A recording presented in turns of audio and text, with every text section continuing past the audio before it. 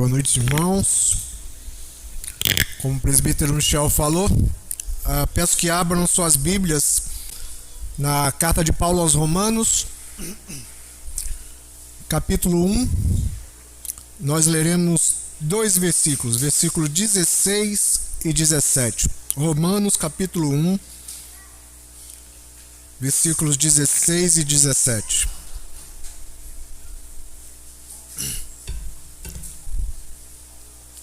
Acompanhem com o coração a palavra do Senhor.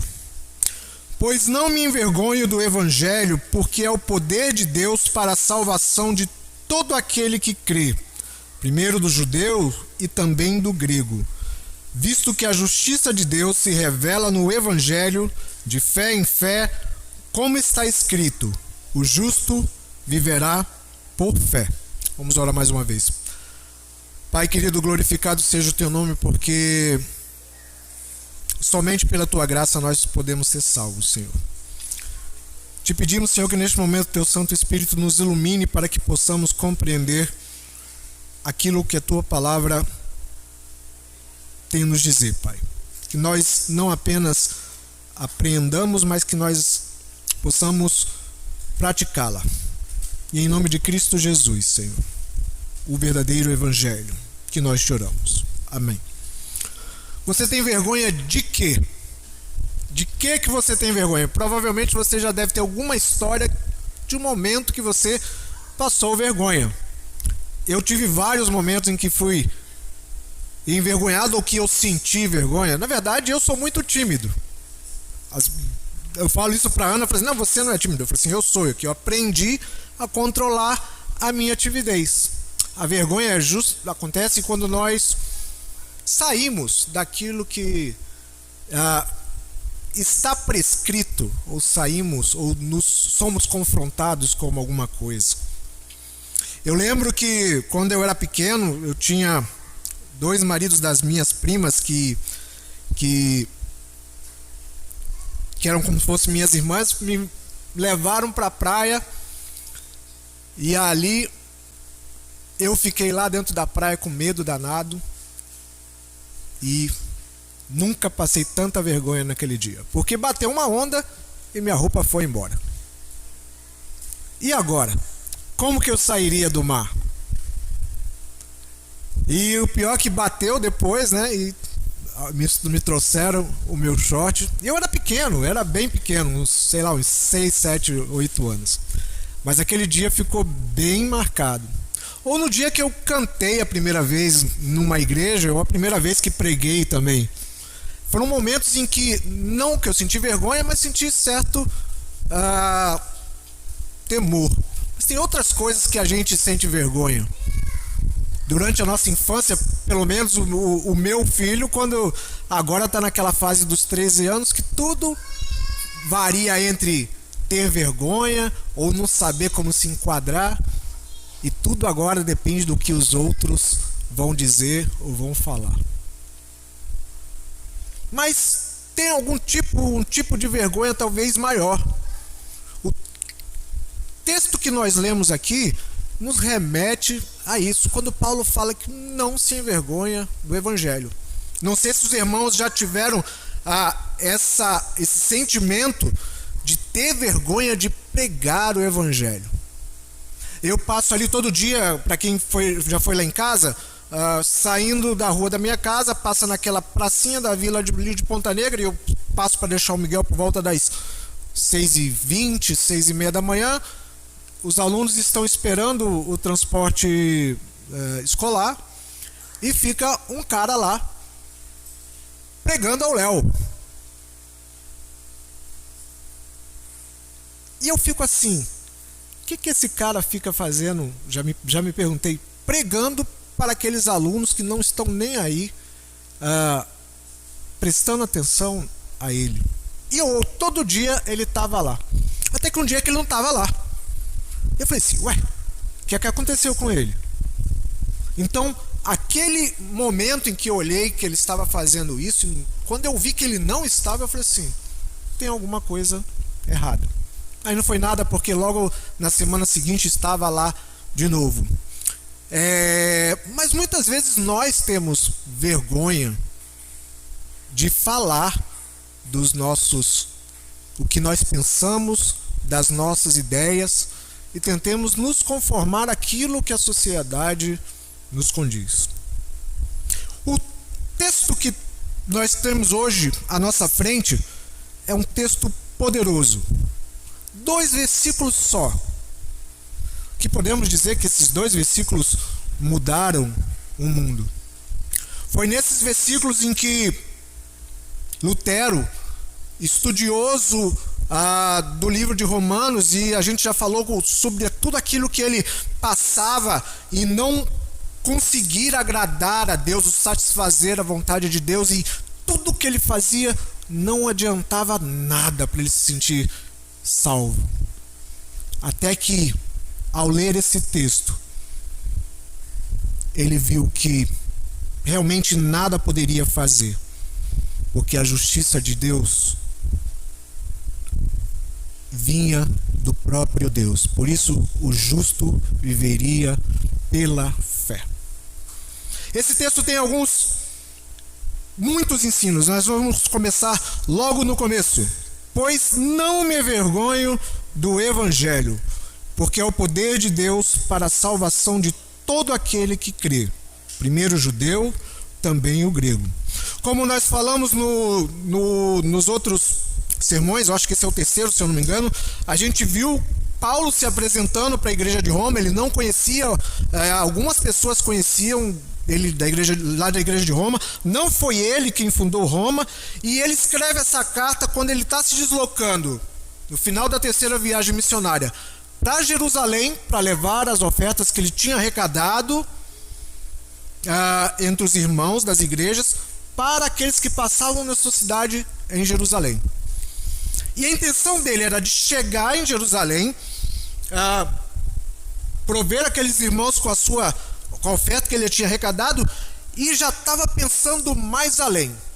A ideia deles era pregar, ela ia até Roma,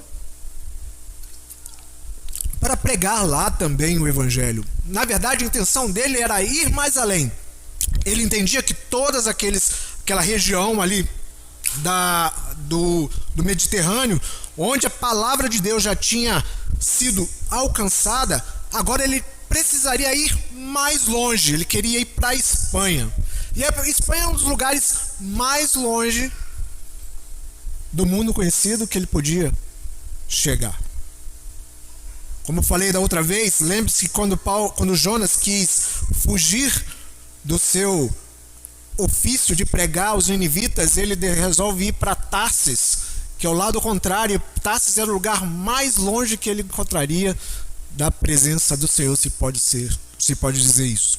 Então, Paulo ele começa a sua carta dizendo quem ele é, o que ele faz, as suas credenciais. Ele saúda os irmãos e ele fala do que é o Evangelho. Na verdade, essa introdução que Paulo faz da carta é uma das maiores introduções. E o quão habilmente ele escreve, de forma como ele já faz nesses momentos uma introdução de toda a mensagem que virá. E particularmente esses 2 textos é tanto o resumo do livro como o resumo do que é o Evangelho. Então Paulo ele diz para aqueles irmãos que eles estavam com a intenção de ir lá para reciprocamente, quer dizer, uns aos outros se confortarem por aquilo que ele tinha para trazê-los, e também aquilo que os irmãos tinham para trazer por eles. No versículo 14 anterior, ele diz que ele é devedor tanto a gregos quanto a bárbaros, tanto sábios como ignorantes. Quer dizer, ele era devedor a todo mundo, porque ele tinha sido alcançado pelo Evangelho. E aí no versículo 15 ele mostra a sua intenção de que está pronto para anunciar esse Evangelho também em Roma. Ora, não era à toa que ele queria pregar em Roma. Roma era a capital do império. Já diz que todas as estradas levam a Roma. E Paulo fez tinha essa visão missionária de pregar em pontos importantes para que a partir dali o evangelho pudesse ser expandido. E que local melhor do que a capital do império? Agora, por que Paulo diz que ele não se envergonha do evangelho? Mas Paulo tinha motivos para se envergonhar do evangelho?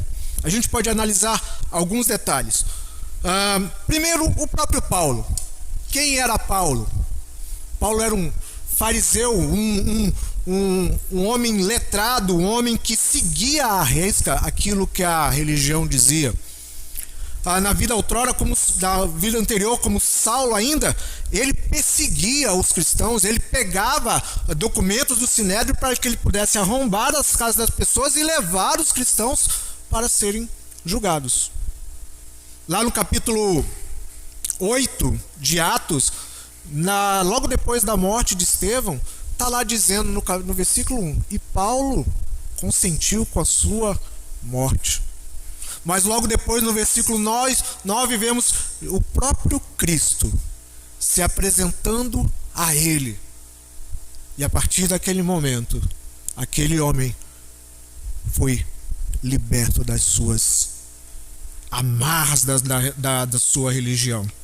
Naquele momento em que o próprio Cristo chegou até ele, ele se rendeu a ele. O verdadeiro evangelho ali, na sua frente, aquele a quem ele perseguia, agora o tinha chamado. Ananias, quando foi mandado, ia lá para falar com ele, falou assim: mas Senhor, eu vou falar para esse homem aí que é perseguidor. Cristo fala para ele, Ananias, não, vai lá, porque o meu propósito é que ele pregue a todo o mundo. Então Paulo, ele já tinha essa questão com os próprios judeus. Ele era aquele homem que antes perseguia e que agora estava sendo perseguido. A gente sabe pelo livro de Atos que a intenção dele de pregar em Roma não se concretizou, porque logo assim que ele chegou na Palestina, ele foi preso. Ele chegou em Roma, sim, mas ele chegou de outra forma. Nós vamos chegar lá. Então ele fala: não me envergonho do evangelho, eu não tenho vergonha. Na verdade, o que Paulo tinha é o contrário de ter vergonha. Ele tinha orgulho em pregar o evangelho. Além do mais, Roma era tido como capital do império, o local onde os imperadores, onde tudo era mandado. Agora vocês parem para pensar. O que era o evangelho? O evangelho era uma nova religião surgida de um povo muito fechado e muito ferrenho, que acontecia lá na Palestina, que pregava um homem sem ensino nenhum, que tinha seguidores que também não tinham ensino algum, que este homem fora pregado numa cruz. A sentença de morte pela cruz era a sentença de morte mais humilhante. Agora vocês parem para pensar.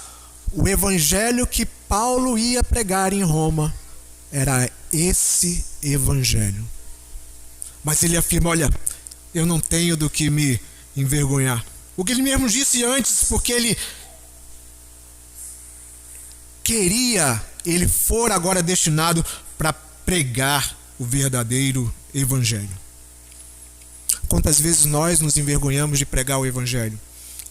Quantas vezes nós nos atemos em não falar do evangelho? Lembro-me que muitas vezes eu fiquei muito tempo na universidade, tanto como aluno e depois como funcionário. Como os irmãos sabem, eu trabalhava na faculdade de medicina da USP, melhor faculdade de medicina do Brasil. E ali era um ambiente que eu me perguntava: quem vai pregar para esses aqui? Quem pregará para esses aqui? A quantidade de alunos que estão lá se envolvendo com diversas coisas, diversas festas que eu participei em outros momentos. Quantos daqueles lá são homossexuais? Quantos daqueles lá vivem uma vida promíscua? Quantos daqueles lá não acreditam em nada mais do que aquilo que está nos livros? E a gente acha que é só em certos lugares, mas no nosso próprio trabalho, como nós temos feito isso? Quando eu entrei na universidade, foi quando eu me afastei.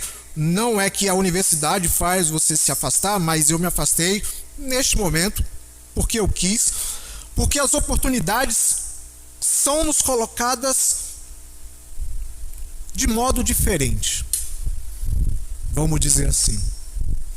Quando a gente fala, quando a gente estuda e de repente muitos dos universitários pensam desse jeito, é que eles criam uma gaveta secundária onde aquilo que está sendo falado lá não entra em contradição na minha crença.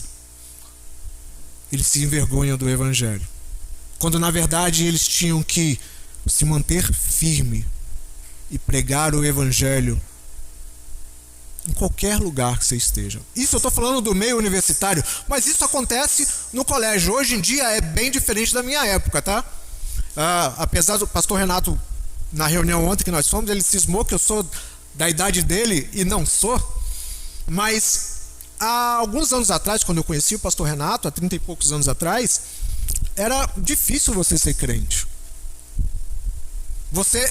Eu era presbiteriano, hein? Então presbiteriano eu não tinha problema de usos e costumes, não tinha problema de roupa. Mas a gente olhava assim como hoje a gente vê ainda, ó, lá vai um crente. Se nas minhas classes, onde eu estudei, tivesse 1 ou 2 crentes, era muito. Hoje em dia nós somos, segundo o censo, 33% da população brasileira. E a expectativa é que na década de 30 cheguemos a 50%. Mas desses 50%, quantos têm realmente pregado ou servem o verdadeiro Evangelho? Ou quantos que têm se adaptado o Evangelho àquilo que o mundo coloca? Ora, da onde nasce a vergonha? Os irmãos devem estar lembrados aqui, ou pelo menos os irmãos que vêm aqui às quintas-feiras, acho que todo domingo eu falo sobre isso. A vergonha começa quando nossos primeiros pais decidem agir por conta própria e desobedecem a palavra do Senhor e comem do fruto. Os irmãos se lembram logo o que acontece logo após eles comerem os frutos? Eles se escondem de Deus. Aliás, eles olham um para o outro e percebem que estavam nus. E o que acontece? Medo e vergonha. O medo e a vergonha é consequência do pecado. E nós parecemos que hoje em dia nos deparamos com essa realidade, nos envergonhando de pregar o verdadeiro Evangelho. O Evangelho que tem sido oferecido para aí é o Evangelho que você pode ter todas as coisas, ou que você não pode ficar doente, ou o Evangelho em que na sua vida tudo vai ocorrer bem. Basta você pensar positivo, ou então acreditar nisso, você não vai sofrer. Mas não é esse o Evangelho que Paulo, o próprio Evangelho, dizia. O Evangelho é o próprio Cristo encarnado. Ora, aquele que morreu na cruz pelos nossos pecados. Era inconcebível para eles e continua, parece que inconcebível no nosso tempo. Como eu falei agora há pouco, o tipo de martírio que Cristo sofreu na cruz era o mais horrível na questão de dor, mas também era o mais humilhante.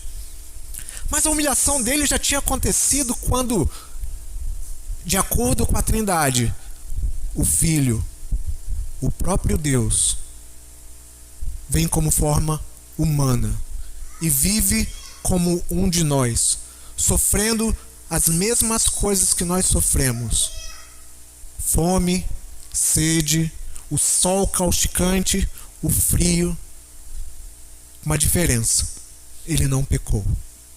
Ele também foi tentado do jeito que Adão foi tentado, e como nós veremos mais para frente. Mas diferente de Adão, aquele pelo qual veio o pecado do mundo, ele não pecou.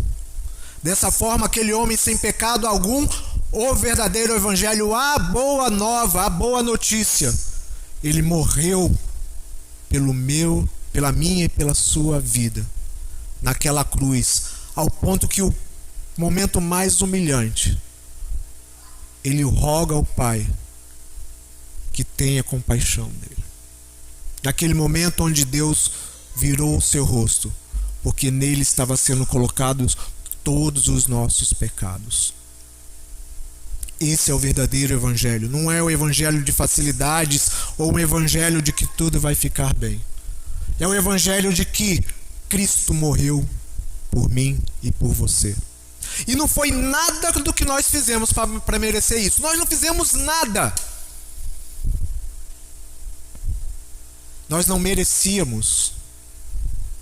Mas ele se dispôs e morreu em nosso lugar. Aquele que não tinha pecado algum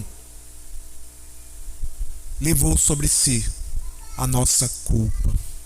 Então o evangelho, a boa nova, é essa: que agora nele, em Cristo, nós temos uma nova reconciliação com o Pai.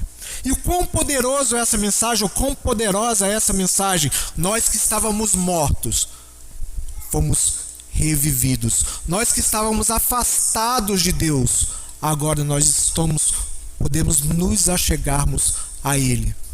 Nós que éramos pecadores, agora nós somos imputados como justos. Nós que éramos escravos de pecados, agora nós somos livres nele. Nós que estávamos contaminados pelo pecado, agora, por causa do sacrifício deles, podemos ser santos. Nós que estávamos destinados à morte eterna, agora temos uma nova vida nele. E esse é o verdadeiro poder. A gente fica procurando que tipo de poder buscar para que Deus faça alguma coisa por mim. Eu falo até brincando às vezes, aquelas igrejas do poder, aquelas reuniões do poder que eu ia, tá? Atrás de alguém querer falar alguma coisa por mim, para mim, melhor dizendo. Em momentos em que eu não me sentia bem ou que não fazia, eu queria ouvir de qualquer maneira aquilo que eu queria ouvir, em vez de recorrer ao verdadeiro evangelho. Porque é isso que acontece em toda a Bíblia. É Deus revelando o seu evangelho, a sua boa nova, que nós não continuaríamos naquele estado, mas que ele nos traria reconciliação. Então ele fala: não me envergonho do evangelho, porque é o poder de Deus para a salvação. É esse evangelho que nós temos que pregar. Porque nós vamos falar: olha, aceite, olhe para Jesus, ele morreu pelo seu pecado. Mas a pessoa vai dizer: mas eu sou salvo de quê? Mas você tem que mostrar para aquela pessoa que todos nós somos pecadores. Como nós temos falado aqui na escola dominical, todos nós nascemos depravados, e nós não podemos, por nós mesmos, obtermos a salvação. Esse evangelho, meus irmãos, é o poder, o verdadeiro poder de Deus. E para quem é este evangelho? E ele continua: era a salvação de todo aquele que crê, primeiro judeu e também do grego. O que Paulo está falando aqui é que essa salvação nós obtemos por meio da fé no evangelho. Quando nós colocamos a nossa fé nesse verdadeiro evangelho, quando nós entendemos que Cristo morreu no seu lugar naquela cruz. E a própria fé também é dada por Deus quando Ele nos regenera. É somente o Deus onipotente que criou todas as coisas que Ele é capaz de transformar coração de pedra em coração de carne. E assim nós podemos responder. Quando ele fala de primeiro judeu e também do grego, ele está colocando que não só agora daqueles que eram privilegiados ou aqueles que tiveram primeiro o acesso. Como nós temos visto nos estudos de Gênesis, nós vimos que o evangelho foi prometido lá desde a queda, mas que Deus providenciou um povo, prometendo para Abraão, na sua aliança, que dele, da sua família, viria aquele que bendiria todas as nações. Da família dele seriam benditas todas as famílias da terra.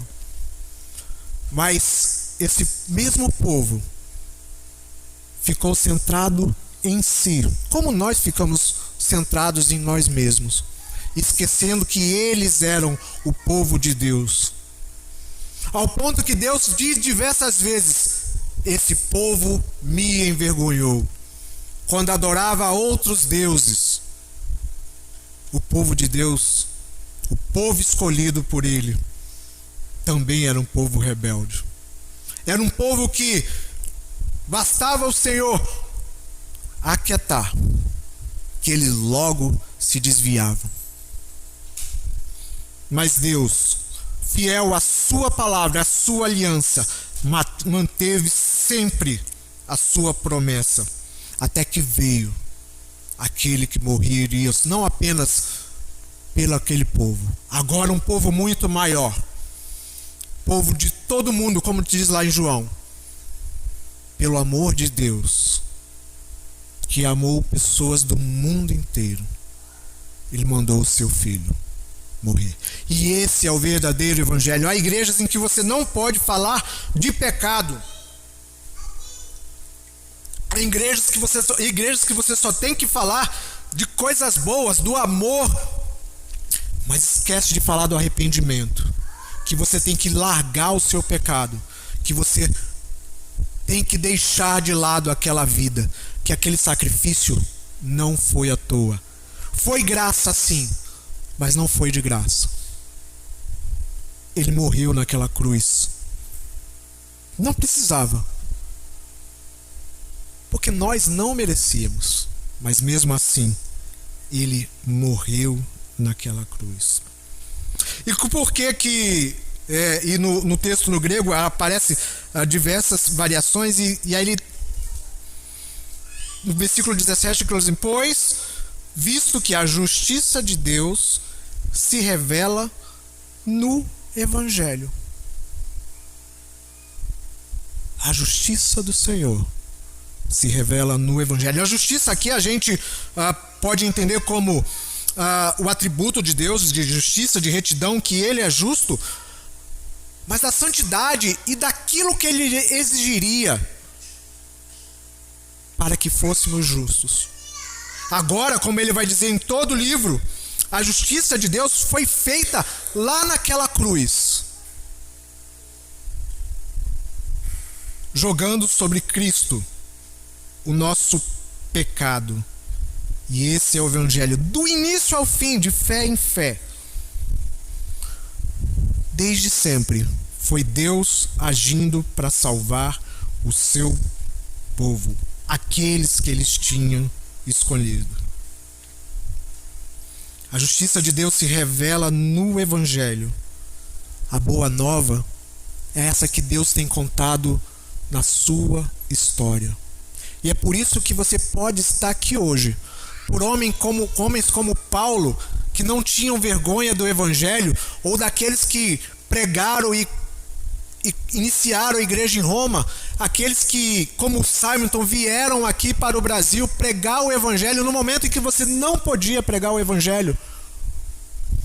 Aqui no interior do Nordeste, onde muitos pastores foram perseguidos, ou nas universidades, nas escolas, nos trabalhos em que vocês ficam, Você se envergonha desse evangelho? Você se envergonha de pregar esse evangelho? Aquele evangelho que tirou da morte para a vida? Nossa atitude deveria ser o contrário. Nós deveríamos falar cada vez mais. Em vez de eu olhar lá pro Senhor, pro rapaz que fica pregando lá na pracinha da vila, e falar o que esse homem está passando, ou aqueles que ficam pregando pelos sinais afora, aqueles que ficam pregando nos presídios ou em qualquer outros lugares. O que você tem feito?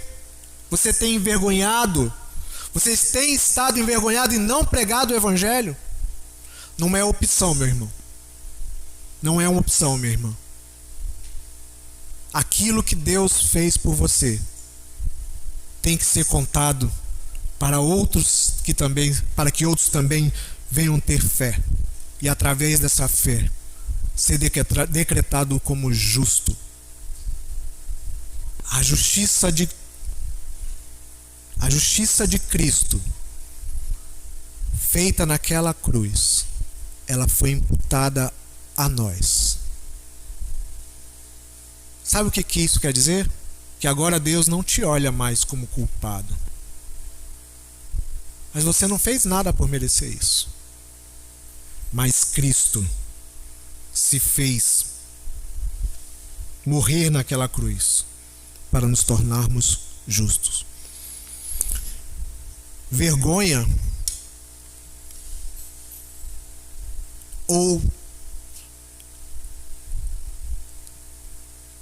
sim, mas eu acho que uma outra palavra a gente pode dizer que também nasce lá no pecado. Talvez egoísmo. Não reconheçamos quem nós éramos e quem Cristo nos tornou. E tem mais um detalhe. Ao falar que, citando Abacuque, o justo viverá por fé, o tempo usado aqui, tanto no hebraico quanto no grego, expressa uma ação futura, que acontece de fato. E a nossa vida, essa nova vida agora é todo dia. E ela continuará na eternidade. Como nós falamos domingo passado, aquilo que começou aqui, nós continuaremos. Lembra lá quando eu falei que uma das coisas que o crente está, quando Paulo falando que queria estar juntos, e eu falei que lá na glória estaremos todos juntos. Então, se você quer ser um desigrejado agora, você não quer estar no céu. E é do mesmo jeito. Se nós não vivermos justamente ou de forma justa agora, ou de forma santificada agora, nós também não queremos viver na nova terra, na nova vida, em que todos estaremos juntos, porém santos. Então, o que nós precisamos tirar desse texto, meu irmão? Primeiro, o evangelho é poderoso para salvar. Foi o que foi cantado aqui. Mas qual evangelho é esse que salva? Então, o evangelho é simples. Você nasceu em pecado. Você é um pecador. Mas Deus resolveu ajeitar isso e enviou a Cristo para morrer pelo seu pecado. Se você depositar a tua fé no sacrifício e o Espírito te falar, você poderá viver. Mas para isso você tem que pregar. Quantas oportunidades você tem tido de pregar e você não prega? Já falei isso aqui algumas vezes quando eu vim morar aqui, mais algumas vergonhas que eu passei. E vergonha que não era para ter. Meu pai, quando chegava em qualquer lugar, no caixa, principalmente no caixa do supermercado, ele falava o evangelho em qualquer lugar. E às vezes eu ficava constrangido. pai, vambora. Ele aplicava de um jeito assim, mas ele falava. Ele não deixava de falar em todo e qualquer lugar. Já falei isso algumas vezes, que eu chamei para morar em São Paulo algumas vezes. Ele falou assim, não vou porque eu estou pregando o evangelho para minha família. E assim foi até a morte dele.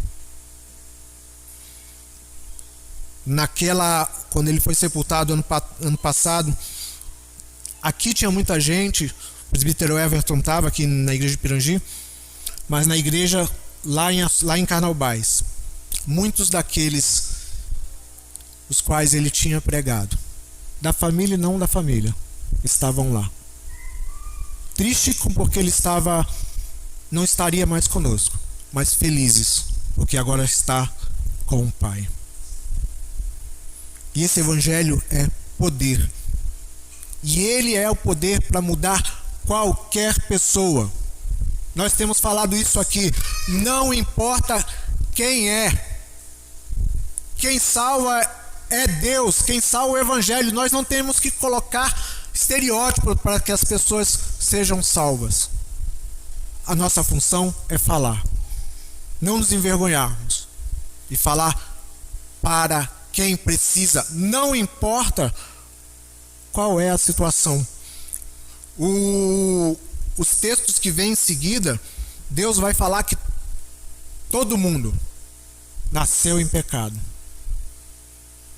Esse é o início que você tem que apresentar para as pessoas. Ela pode falar alguma coisa para você, ela pode te retrucar, ela pode não crer e permanecer nas suas crenças com seus falsos deuses.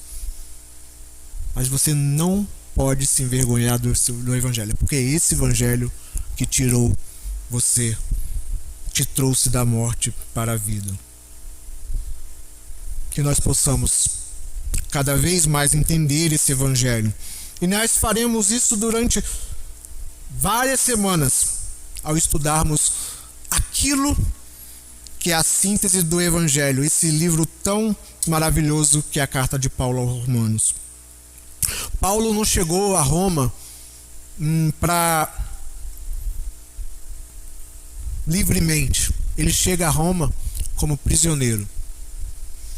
E mesmo enquanto estava preso lá em Roma, continuou pregando o evangelho para que muitos fossem salvos.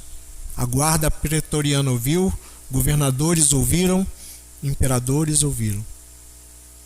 Hoje em dia, o cristianismo está em todo mundo, mas parece que nós estamos esquecendo de pregar o verdadeiro evangelho. Nós não vemos uma nova vida, uma vida justa sendo vivida. Cada vez mais a igreja está se parecendo com o mundo, em vez de estar parecido com Cristo. Que nós possamos pensar sobre isso e vivermos a nossa nova vida em Cristo. Isso nós temos ação, buscando na sua palavra e pelos meios de graça, estando aqui cultuando, para vivermos cada vez mais parecidas com aquele que morreu em nosso lugar. Que nós possamos, meus irmãos, aprender esse evangelho, que nós possamos falar desse evangelho, porque ele é poder. Não importa as circunstâncias, não importa para quem você prega, porque ele é poderoso para te salvar. Que essa seja a nossa oração e que nós possamos falar dessa fé com ousadia, com intrepidez, sem nos envergonharmos. Pai querido, Deus Todo-Poderoso, obrigado por tua palavra, Senhor. Obrigado por estarmos aqui, Senhor, como igreja tua, te louvando e te adorando, Pai. Obrigado pelo momento que nós tivemos hoje de manhã, em que também o teu evangelho, Senhor, que é poderoso, foi apresentado para aquelas crianças e para aqueles pais, ó Pai. Que essa igreja possa ser uma igreja que pregue o evangelho aos quatro mundos e aos quatro ventos, Senhor. Que nós possamos mais uma vez, Senhor, sermos farol aqui neste local, Pai, que o verdadeiro evangelho seja pregado, Senhor. E te pedimos, Senhor, que nos mantenha centrado nesse evangelho, Senhor, e que não envergonhemos-nos em falar desse evangelho, Pai. Que almas possam vir a Ti, Senhor, através da nossa pregação. Nos abençoe, Senhor, durante a semana, nas oportunidades que teremos no nosso trabalho, no nosso estudo, na universidade, na escola, Senhor, que nós possamos, Senhor, professar essa fé. Que nós possamos, Senhor, com intrepidez falar, Senhor, do Teu amor, falar do Teu poder, da Tua salvação, Pai.